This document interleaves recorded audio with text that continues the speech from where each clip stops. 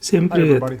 На этой неделе я обращаюсь к вам с нашего саммита по ядерной безопасности. Я пригласил более 50 лидеров со всего мира, чтобы убедиться, что мы работаем вместе, чтобы встретить одну из наиболее серьезных угроз глобальной безопасности – террористов, получивших в руки оружие массового уничтожения, например, ядерное. К счастью, из-за наших усилий до сих пор ни одна террористическая группа не получила ядерное устройство и не произвела ядерную бомбу, используя радиоактивные материалы. Но мы знаем, что Аль-Каида пыталась.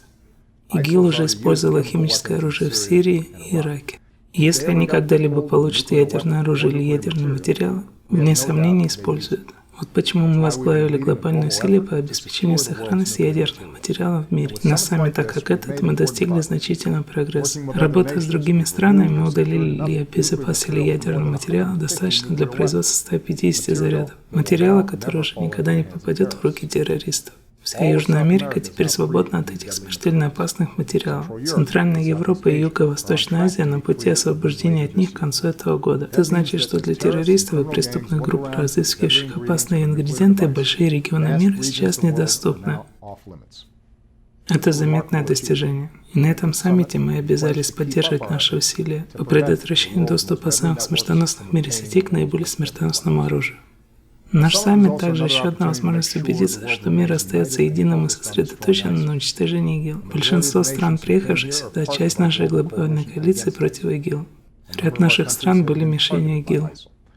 Почти все наши страны видели граждан, выезжающих в Сирию и Ирак, чтобы присоединиться к ИГИЛ.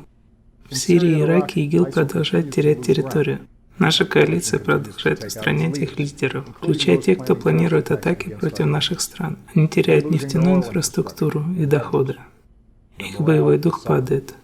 Поскольку ИГИЛ под давлением в Сирии и Ираке, они ударят в другом месте. Насколько это трагически, мы видели совсем недавно, от Турции до Брюсселя. В ходе саммита мы сосредоточились на увеличении усилий, предотвращающих террористические атаки. Требуется еще больше кооперации для предотвращения потока иностранных боевиков, больше обмен разведданными и информацией. Вот почему я попросил все страны, представленные на этом саммите, присоединиться к нашей широкой дискуссии среди наших служб разведки и безопасности о том, как мы можем улучшить обмен информацией для предотвращения террористических атак. Это по-прежнему будет трудный бой. Но каждый день наши преданные профессионалы из разведки, безопасности и правопорядка, военные, дипломаты и атомщики работают, чтобы защитить нас. Прогресс на этой неделе и в течение последних лет позволяет защитить больше мировых ядерных материалов. Террористам сложнее их получить. И как главнокомандующий я хочу, чтобы вы знали, что мы продолжим делать все, что в наших силах, чтобы сохранить нашу нацию безопасной, сильной и свободной. Если вам понравилось это видео, ставьте лайк и подписывайтесь на канал.